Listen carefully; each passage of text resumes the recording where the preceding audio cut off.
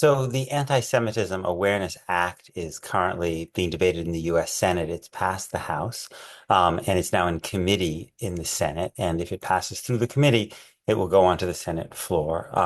And this would kind of be congressional instruction to the Department of Education to use this particular definition when it evaluates anti-Semitism, alleged anti-Semitism on college campuses. And so it's just worth, I think, saying something about one particular element of the International Holocaust Remembrance Alliance definition, IHRA definition of anti-Semitism, to show how I think perverse it is and how, in a certain kind of very strange way, it's very dehumanizing of Jews, this definition of anti-Semitism. It's dehumanizing of Jews because it suggests that it is anti-Semitic to imagine that Jews could act the way in which other human beings act, right? And so, in particular, one of the examples of the IHRA definition of anti-Semitism is that it is an example of anti-Semitism if you, or could be, if you draw comparisons of contemporary Israeli policy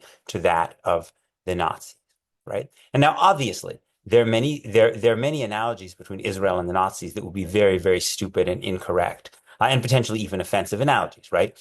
Benjamin Netanyahu, for all his sins, is not Adolf Hitler. Israel, despite the horrors that it's committing in Gaza and in the West Bank, has not established death camps in the West Bank. So obviously, those would be very incorrect and I think problematic analogies. But the Nazis did many, many other things besides creating death camps, right? The Nazis took power in 1933. There was a whole system of kind of discourse and processes that the Nazis put in place, that some of which, was consistent with other fascist movements that eroded liberal democracy, that ultimately eroded the rule of law and the rights of various different people. And we understand that implicitly, right? Because the United States media is filled with comparisons of the Trump administration to the Nazis, right? And the vast majority of these comparisons are not suggesting that Donald Trump has set up death camps in the United States, right? But they are noticing, they're looking to this historical parallel to try to understand and analyze the dangers and also the rhetorical formulations, the relationship between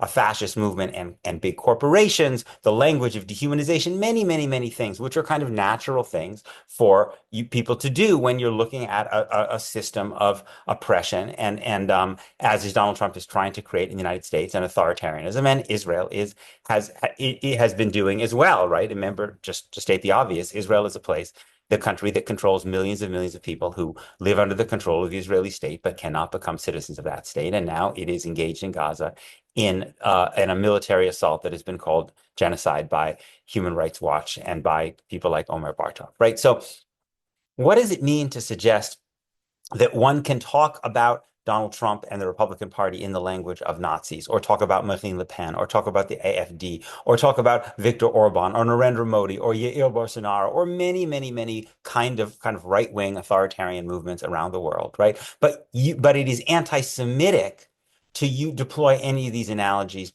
when it comes to the state of Israel.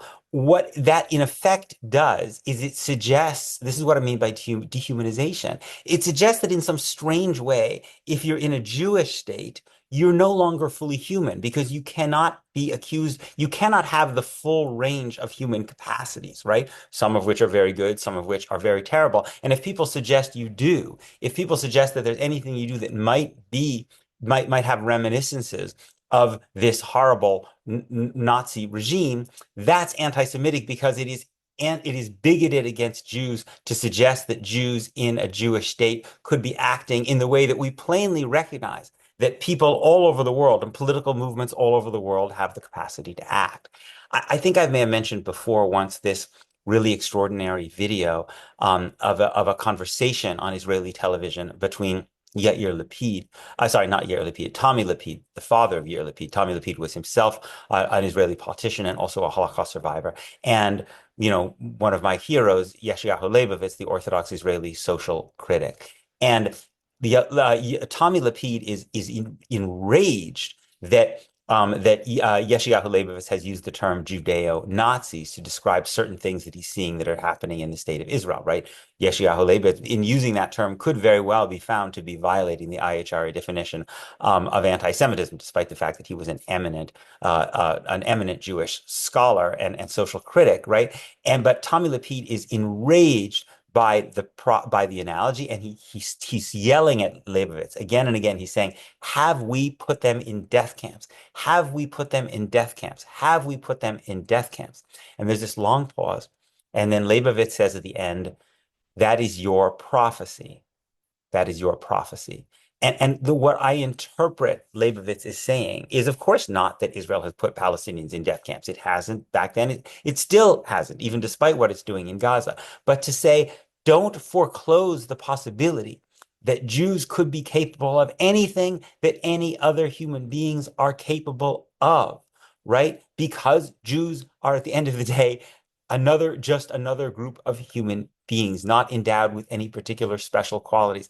And what is so disturbing to me about this really, frankly, insane definition of anti-Semitism, which has emerged in the United States, is it is having the effect of suggesting that it is now an act of bigotry to treat and analyze Jews as if they are other human beings. And that, in a bizarre way, is also othering of Jews. It's also, in a very strange way, in the language of protecting Jews, it has the effect of suggesting that Jews are something other than ordinary human beings. And that's what frightens me about the Anti-Semitism Awareness Act and about the way this discourse has gone in the United States, especially in the Trump era.